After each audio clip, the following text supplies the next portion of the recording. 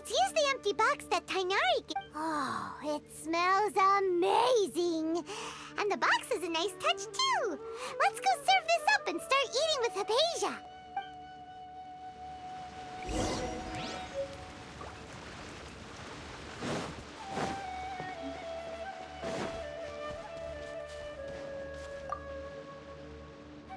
Are you already finished cooking?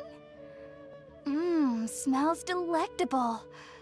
I'm truly thankful whenever I can enjoy a proper meal like this. Cooking really isn't my forte.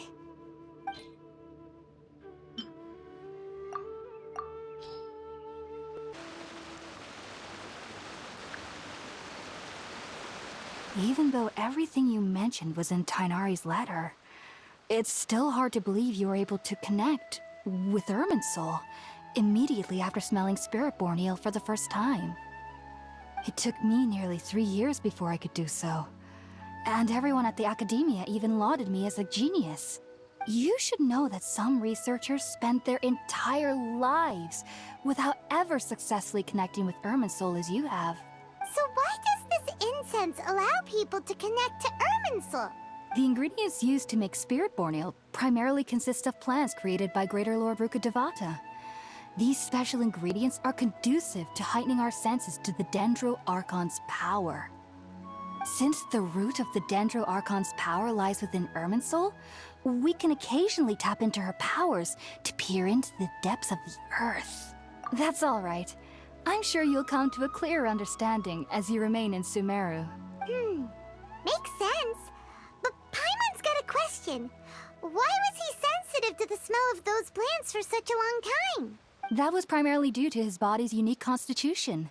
Stimulated by the incense, he could perceive the Dendro Archon's power and experienced a sensory overload, hence the adverse reactions.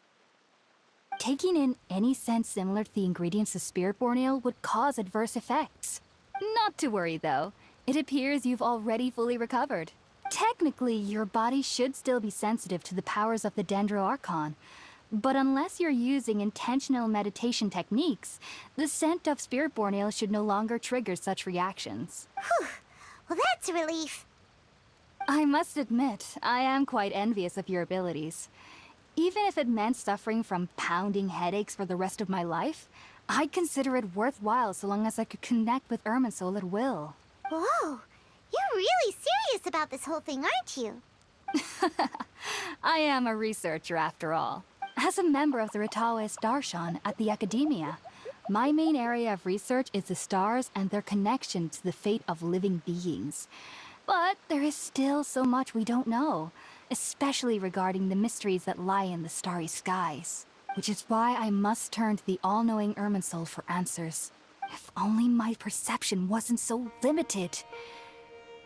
Unfortunately, I cannot guarantee that my every attempt to attune with Irminsul will be successful, or that doing so will leave my consciousness intact. I am currently in the stage of training known as Satyavada life. Many researchers in Sumeru have lost their minds while seeking to attune with Irminsul during this stage.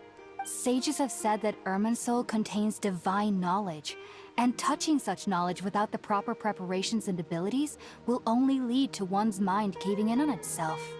That's why we meditate alone.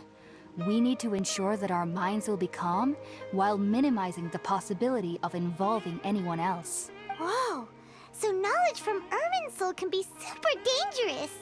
Aren't you afraid of the risks, Haypasia? Of course I do. Especially during nights that are pitch black with no moonlight, and dead silent without even the sound of insects.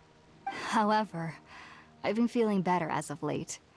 I don't get as scared anymore knowing that I have a little neighbor living nearby. I believe that being able to see them is a sort of blessing from the Dendro Archon. But what's strangest of all is that they're clearly an envoy of the God of Wisdom herself.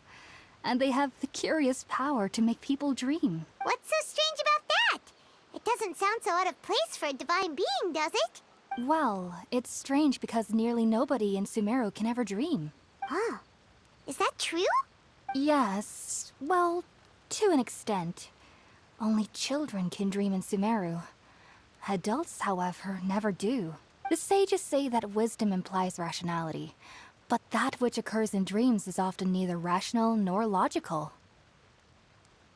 Yes, if one struggles with anxieties, those emotions could influence their dreams. The fact that the people of Sumeru do not have dreams is seen as a blessing by the sages.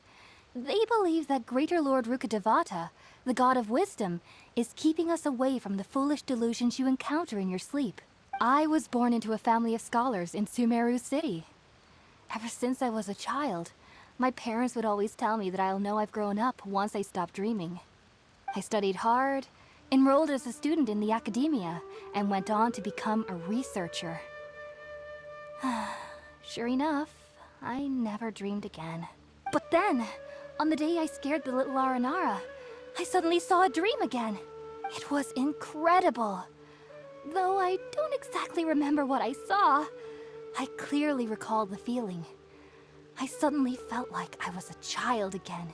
Back then, I was foolish and ignorant as any youth would be, but I was free of fear. Maybe dreaming isn't as bad as we've made it out to be. Just be sure not to speak of this if you travel to Sumeru City. They'll look at you as if you've lost your mind. So, do you have any thoughts about the things he saw when he connected with Irminsul? Sorry. I'm afraid I don't have any answers as of now. All I can say is that what you saw is a memory contained within Irminsul itself. World forget me. What could that possibly mean? If only I could ascend past Satyavada life and begin Paripurna life. I might have some more answers for you.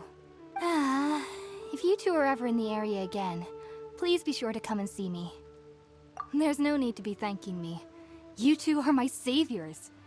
Besides, I'm already looking forward to tasting some more of your cooking.